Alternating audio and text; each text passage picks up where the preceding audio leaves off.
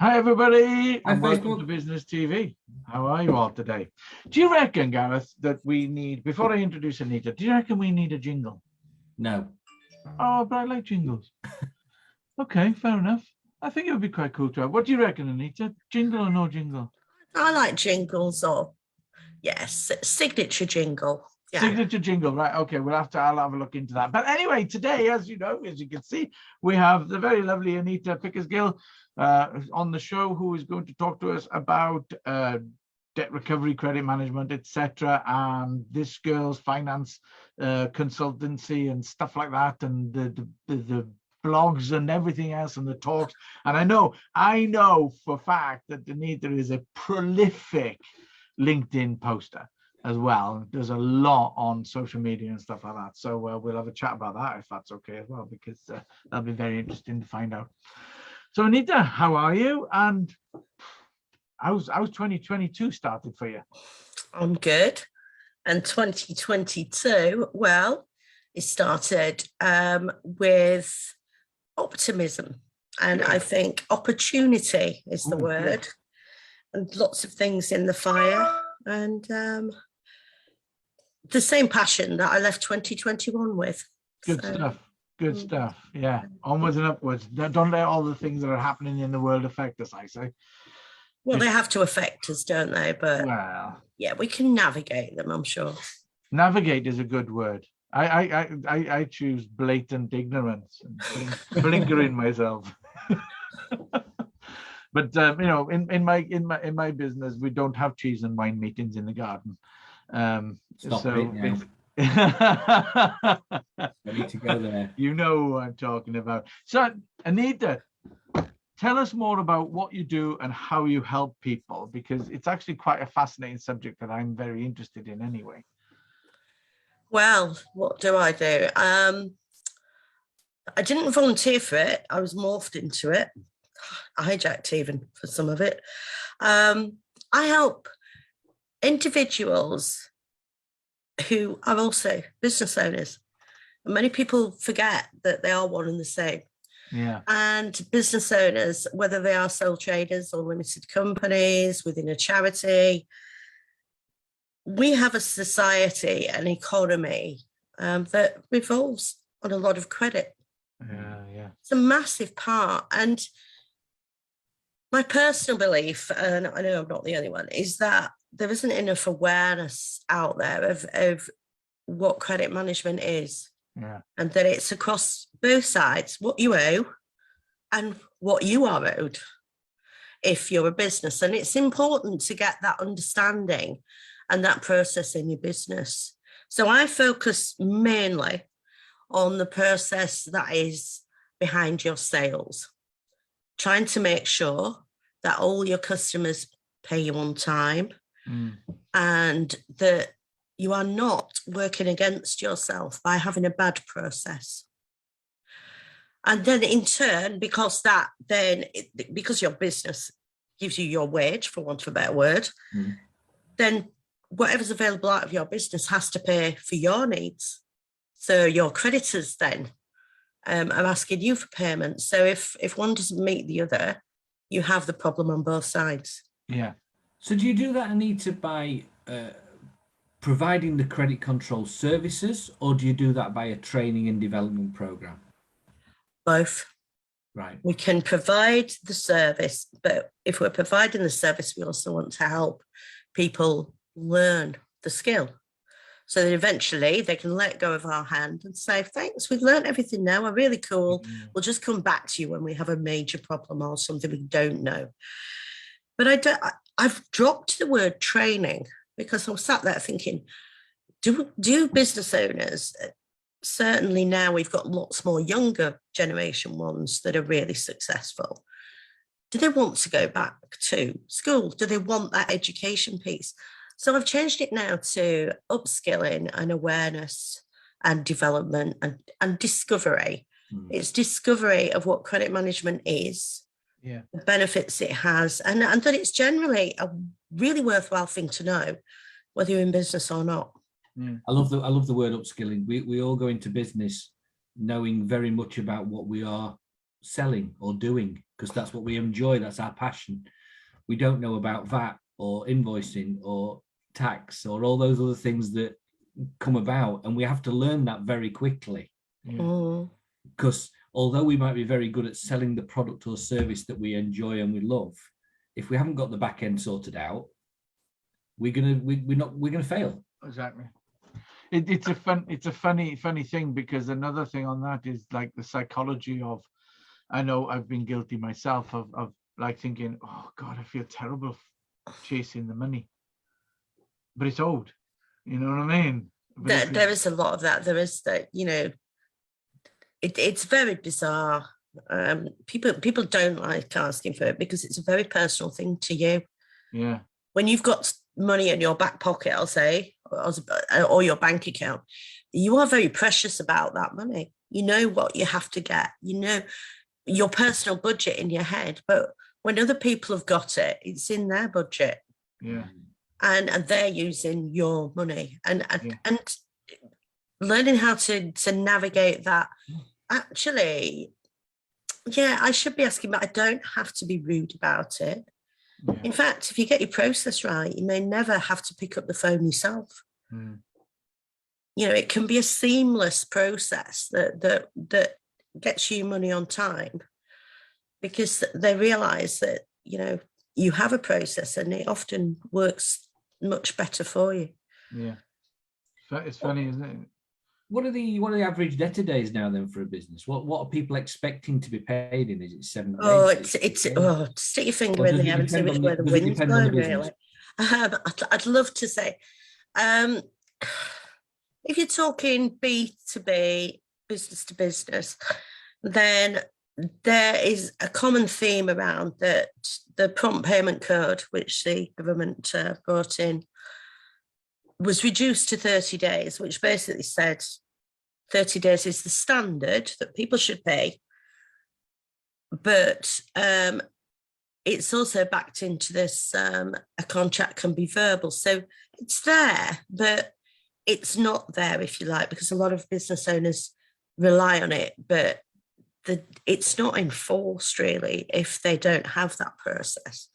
So most businesses, if they have net monthly terms and they have a debt turn of 45 days, they're doing reasonably good. Okay.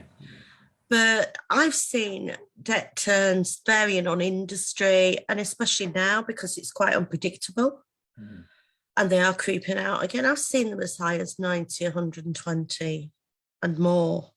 Wow. And that is a stark reality. Some people are only just asking for payment now. And I know, because when I've got my debt recovery hat on, these cases land on my desk.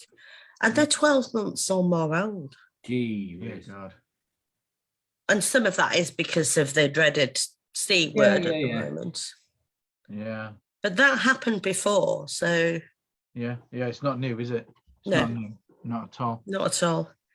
It's a really, money is such a difficult subject to broach, isn't it? Or people find it such a difficult subject to broach, and you know, there's a whole psychology behind it all and everything. There is, and if you I'm not old enough to have lived through it, but it's, you know, we did used to barter in chickens and things, didn't we? So, you know, you wouldn't have got anything if you hadn't given him your chickens or made them available to collect. And back then, of course, there weren't as many of us, and a man's word was his word. And if he didn't keep his word, everybody sort of shunned them. But we don't have that anymore. Oh, we don't have that closeness anymore to be able to have, but naively, a lot of business owners do still believe that since they started their business, and in most cases will have done either their own networking and their own development, they've met their customers beforehand, so they trust them without question. Yeah.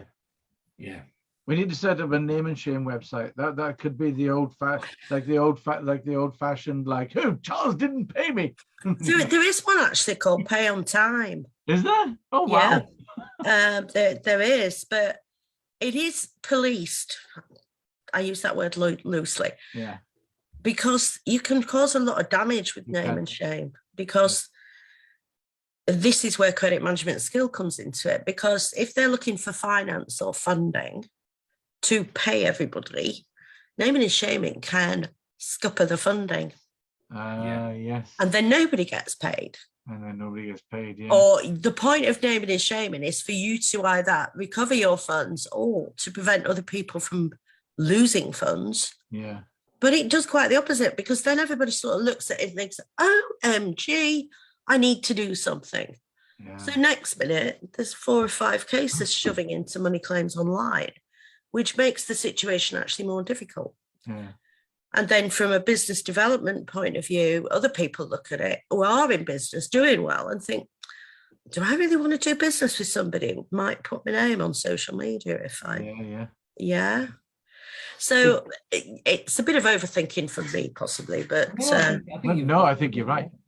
How did you get into this then, Anita? How did you, as you said, you fell into this business. How did you fall into it? I didn't leave school with the greatest set of exam results. And I went to college. I was walking around the hall on the open day. And I can always remember this teacher called Mr. Favell was stood there. And very short man, who never seemed to get older, but he was very abrupt. And I happened to pick on him to ask a question. And he said, what exam results have you got? And I showed him anyway. Oh, not a lot of choice here for you. He said, but you might just scrape on that basic business studies course over there. And I thought, okay. And I sort of wandered over and I got on the course and I loved it. And I stayed within that realm of business studies for like 4 years. So that was where my journey started into working within businesses and the sort of operational side. And then I got offered a job on what was then a youth opportunity scheme in a company that basically they wanted somebody to do everything, to type in, the old traditional sort of office lady, really. And I took that and I was working on my own. I discovered I didn't like working on my own very much. And I progressed to Ben Shaw's, who made soft drinks. And that was my biggest early learning ground, and where I got into sales ledger, sales accounts. And I had a fantastic mentor who used to dictate his letters to the debtors, I'll say, out loud. So I learned a lot by sort of unconsciously absorbing what he was dictating and how he was doing that. Yeah. And I became the supervisor there. And so that was my journey into sales ledger and credit management. I didn't pick it. And it's progressed from there through to every time my career path has changed, it's been kind of fatalistic. Like something has happened to bring it into my path in a different level. And I'm now a big believer in that. If you'd have asked me 15 years ago, I'd have been like, no, don't be stupid. But I actually do believe that now. PricewaterhouseCoopers wouldn't have happened if my previous job, we hadn't sat down and decided that basically I was overqualified to do the job that I was doing. And they felt I needed to be doing something with more teeth. Right. So I agree with you. I think that life it's just constantly, once you pick one fork, you meet another fork, another fork. And you know, it's very much like that. I mean, I meet quite a lot of people. I do a lot of networking, but I meet people, and you know, you can quite simply say to people, "What did you want to be when you were in school?" And it'll be completely different to what they do now. You know, and their career. I mean, Christ, I look at my career path and I think, and when I was in school, I wanted to be in the army, and I did that. But then it just went off onto different things that I never thought I'd be doing video. You know what I mean? If I'd have done what I was into early when I left school, I would have been a heavy metal headbanging biker bird. Okay.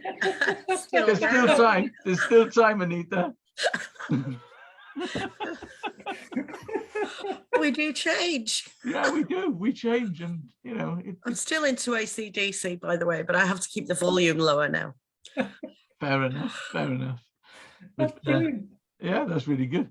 But yeah, life is a series of tick boxes. That's the way I see it. And if you want to try something, then try.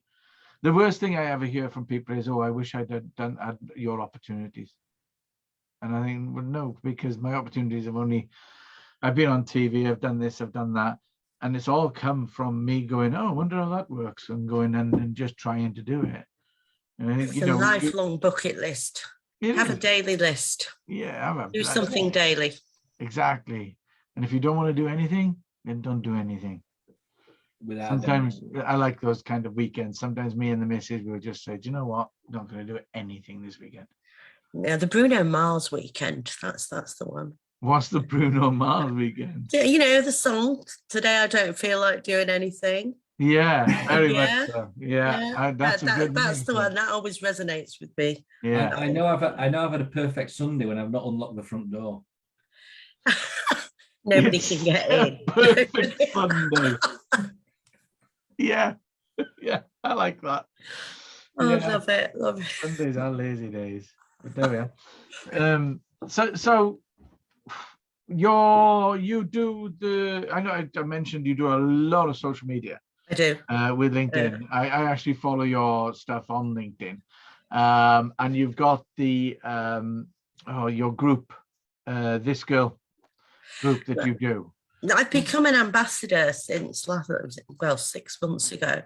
But I joined it last March, May 2020, something like that.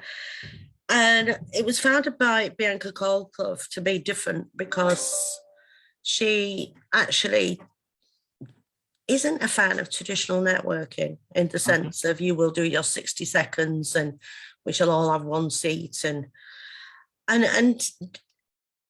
there's a lot of people that actually would prefer things to be much more relaxed and sort of free flowing. So lots of different ideas came out and you guys came up with some and I was asked to join, and it's a fusion of mental health and well-being. I hate that tag, mental health, or I rather hate the word mental. Let's say personal health, all over health, mindset, and it fuses business support with that, because how often do you give yourselves an MOT? How often do you give your business an MOT? And they are integrally linked to yourself. Your employees are part of the machine. Yeah. And everybody's well-being is important. So I joined that, and then 6 months ago, following a discussion and my passion about promoting more financial awareness, confidence, and empowerment, really, and moving away from that sort of, a lot of finance careers traditionally were male-based. Yeah. You know, and there was a very competitive edge for women to succeed. And now we're moving from that. We're moving through. There's lots of successful women out there, and we'll set aside at the moment the whole sort of male, female, and everything else that's going alongside with that. But we focus on women because, rightly or wrongly, we can relate to people that identify as women much easier than in the male environment, because people don't feel like they're competing. And we are genetically coded differently. Our responses are different. So within that, I host a session called This Girl Talks Finance, which doesn't mean we sit and just talk about the tax man and the VAT man and all the stuff where you can see the lights go off and the shutters go down. It means that we bring people who work in finance, all different areas of finance, to the meeting with people who are employees, employers, directors, to learn more from conversational pieces about different types of finance. So that could be credit card, it could be invoice finance, it could be loans, it could be R&D tax relief, but in an environment where they can talk openly and follow their own one-to-ones up for a more direct conversation. And that's supported by the other sessions, which are focusing on well-being, and they have a chills event, which is awesome. And some people have fallen asleep online because the meditation has been so brilliant. And who would have thought that could happen? But yeah, I'm a big ambassador and fan of this girl, and anything that helps promote financial confidence and awareness in men and women. Sounds really good, but it's only for the ladies. It's only for the ladies. Men can come as guest speakers, and you know, who knows? We may end up doing a similar stream for men, but it's sometimes it's more difficult to get men to come together in the same kind of way, because then not many are open to initially admitting that they don't know something. It's you know, we'll ask our mate, you know, rather than, or we'll put a post on social media and see what happens. And then you get every man and his dog commented, and you're like, which bit do I do? Because everybody says something different. So yeah. So yeah. No, it's interesting. It's very interesting. If you ever need a guest speaker to talk about video marketing or using video in your business, then I'm quite happy to come potentially so, because it's all relative to finance. Yeah, well, it all leads back to finance. It's amazing. Definitely. But yeah, I follow you on LinkedIn, and I should comment more. After last week's guest, I've now got a new strategy that whenever I go onto LinkedIn or Facebook, I will always comment or post. And that's I have learned quite a lot myself, more over the last sort of 2 years, obviously, but they changed the algorithms and everything. But I'm no expert, but LinkedIn is my favorite platform. Yeah, I like it as well. I prefer it to, I mean, I do Facebook. If I didn't have the business, I wouldn't do Facebook. I would turn it off. My wife turned it off, and she's got a lot more time. You know, a lot of Facebook groups have come out through the lockdown, support groups for businesses. Yeah. There's so many of them, and you know, if you're not careful, you can get swamped. Yeah, within those groups, and I just find LinkedIn works better for me. We use it for the networking, and I use it for my film festival as well. So that I do. Going back to what you were saying earlier about the way to approach getting your money, and we were talking about the outing people and the rest of it. I once met, when I first started business, there was the Business Link organization. I remember that. Yeah. And I went to on one of their courses, and the guy who was doing it was talking about debt recovery, debt management, credit systems and stuff. And he said, one time I was owed money by this company. I got some pack of sandwiches and a flask, went down and sat in the reception because he tried everything and they weren't paying him. And he said, I would like to see so-and-so, so-and-so. Have you got an appointment? No. Well, he's busy. Okay, I'll wait. And every time somebody came into reception, a customer or something like that, he'd go up to reception and say, have you got my check yet? Or am I going to have to wait another 3 months for payment? After about 2 hours, he poured himself cups of tea and everything. After about 2 hours, they give him his money and he left. It happens. It does happen. Sometimes you just got to be bloody minded, you know. I'm quite lucky. I've got copyright on my side. But. Do you find, Anita, that people are still asking for help too late? Yes, all the time. Yeah. All the time. But an even bigger thing is that when they are asking for help, it's the lack of support that they have to prove their case. Right. Because they don't perceive it as a case, I don't think. And if you look at most startup support packages out there, be it government funded or you will always find branding, websites, HR, accountants, solicitors, legal docs, things like that. You'll always find those things in there. Sales always is in there. What you won't find usually is anything that pivots into the actual credit management, the process of it, how to handle your finances.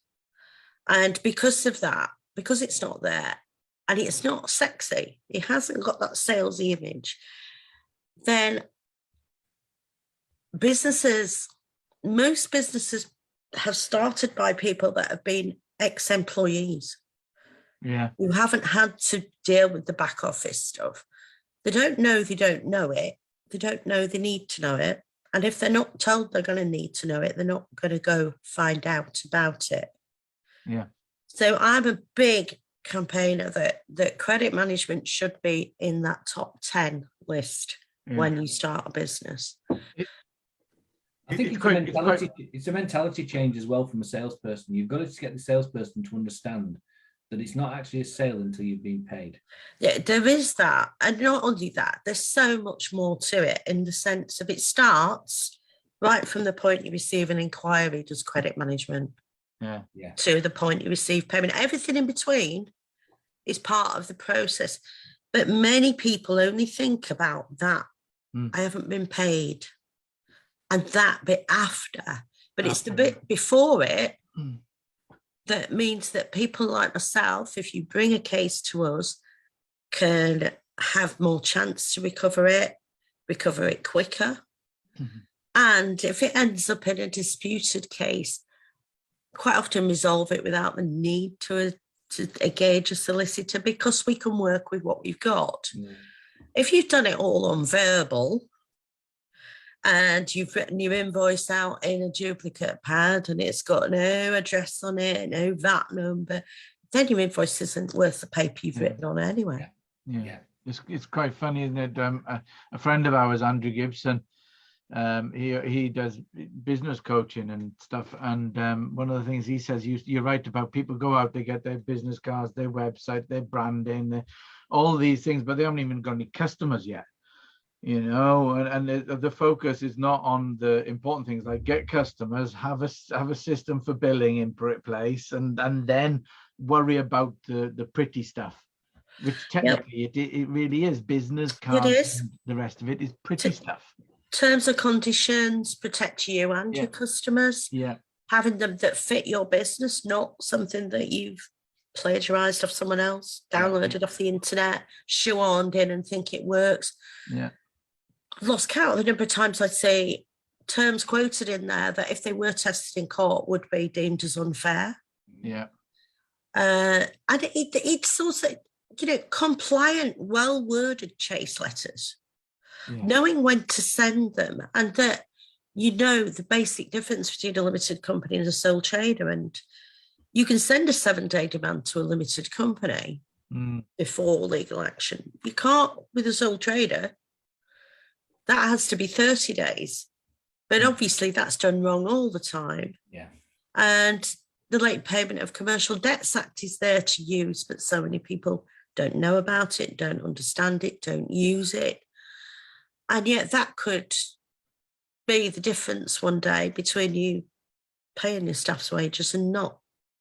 And it really is it's not complex as in overly complicated.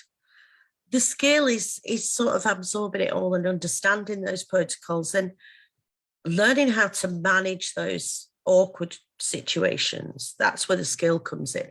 Yeah. And then if you've got the basics in your business, it doesn't become too expensive to ask someone to help you when those complex situations arise. Yeah. And money claims online is great, but if you don't know what you're doing with it, you can be flushing good money after bad, because if your customer cannot pay, what's the point in going through court to find that out? Yeah. Find out. You can find out first. Yeah. You find out first, or find out before you commit to court action if their circumstances have changed. Yeah. You could find it. I mean, there's this whole thing with the lagging on the tower blocks and stuff like that. And people are saying, oh, no, they must pay. But the thing is, what they don't realize is those companies could just say, right, well, we'll just wrap up. We'll wrap up, go bankrupt. They can, and it's just a big can of worms. Yeah. Then everybody within I mean, I have a niche in construction. So everybody within the construction industry 2 years ago or more said this is all going to come and manifest and blow up. But the tenants themselves, I mean, it's not rocket science to work out that most of them would not be able to afford the cost of correcting that defect. Exactly. And why should they? I mean, you buy a house, yes. And yes, you know, when you buy that house that you take on the responsibility for the structural repair. Yeah. But equally, if the house next door catches fire and it damages yours, you're going to claim off their insurance, hopefully. Yeah. You're not thinking that you're going to have to absorb that cost. And the cladding is no different because they've put it on. Yeah. You didn't. Yeah, exactly. And you bought it as seen, fit for purpose. Yeah. Yeah. So. Oh dear. I think we could liken this to many different cases throughout blooming time. I know I have my own personal experience of fighting the bank because my ex-wife did me no favors, you know, and I actually won that, so I'm quite pleased. And unfortunately, if she's watching, she now knows, and I never told her. Anyway, I don't think she'll be watching, Gareth. I don't think she'll be watching. So, not unless she's throwing darts at the screen. Going back to your early self, Anna, and when you were at the business desk, you know, the business studies desk. If you could go back now, what advice would you give your younger self? What would you say to yourself now? Be patient. And that you learn as you go along. And that if I'd known back then what I know now, that it can take a long time for you to come into your own. Every day's a school day. Yeah. Yeah. Your journey, because, you know, you when you're younger, I certainly did. I lived for the day, never thought about, you know, the consequences of tomorrow kind of thing. And that's definitely what I would say, that be patient with yourself because you don't have to rush everything. Yeah. And it all comes eventually. And in that time then, so you've gone through that learning experience, what's the biggest lesson you've learned? To be authentically yourself. I spent a long time in corporates of one kind of another, and there's a danger when you enter that world of becoming either just a number on a payroll or being conforming to the expected norm. Yeah. And if you don't come home, and I never really did actually, I never fitted into that glitzy, buy a new dress for every sort of dinner or every event. Because quite honestly, you know, I just didn't see the point of forking out all that money for something I'd wear once. Yeah. And I was too principled to go and get something from a really expensive shop, leave the label on and take it back the next day or something like that. But when you do come out of there sometimes, as was the case with me, you feel the freedom and you can breathe again and you can stop being, my analogy of it is a hamster in a wheel. Yeah. And Groundhog Day and KPIs and, you know, you dread that annual appraisal. And I once got disciplined for signing my Mickey Mouse. I remember that very well. Yeah. Fair enough. Because I just thought, there's not a chance in hell that I'm ever going to, you know, score top points because you're not allowed. So I just signed it Mickey Mouse. Brilliant. And for our audience out there, you know, you've obviously got some programs, some apps, some utility tools that you use regularly that work for you in your business. What would you think are the best ones that you use? I personally think for small businesses that are limited on money and budget, my Invoice Home is brilliant. It's £5 a month and you can raise all your sales invoices through that. You can do your reports. You can do pro forma. You can do all of those. And as you grow, you can move to a next level within that. But it gives you that from the get-go. It gives you that a semblance of you're not keeping things on a spreadsheet. You're not having to sort of duplicate. You're not doing them on a Word document. And once you've created your template and got it right, it's really easy. So you put the content in, and you can email them straight from there. And so long as you've got that basic process right, from the tax digital point of view, you're already halfway there. Yeah. Because it's doing all the work for you. And for £5 a month, I think that's great. Yeah. I think it's great value. And the Small Business Commissioner as well, they're doing a lot at the moment. And I'm even learning from some of the blogs that are going on their website.